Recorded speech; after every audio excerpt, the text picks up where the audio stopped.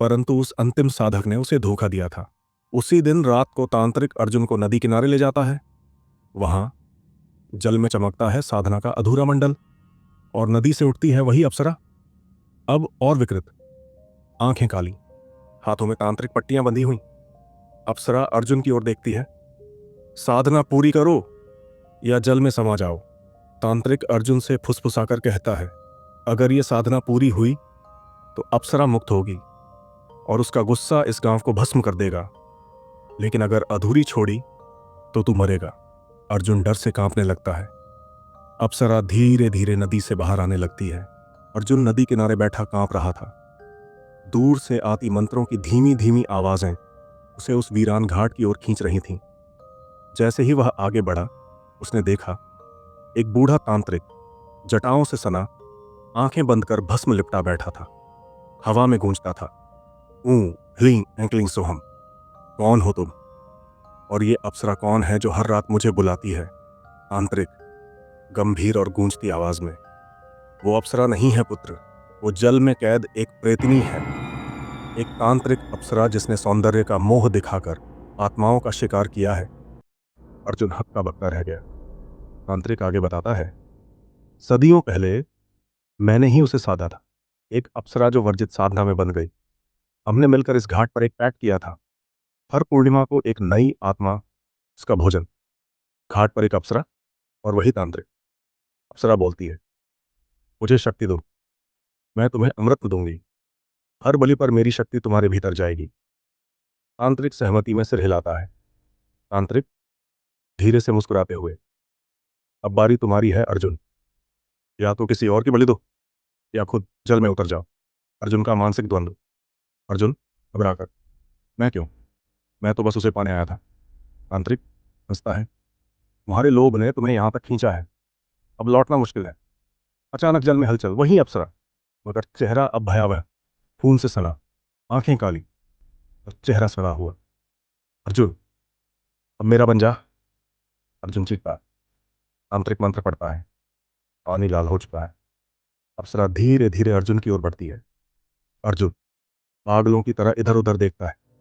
नहीं, यह सब झूठ है, ये कोई साधना नहीं, ये नरक है। तांत्रिक धीरे से, तुम्हें नरक और स्वर्ग का अंतर अब समझ आएगा। अर्जुन पीछे हटता है और उसका पैर फिसलकर नदी में चला जाता है। अंत में कैमरा धीरे धीरे अप्सरा के खौफनाक चेहरे पर झूम करता है।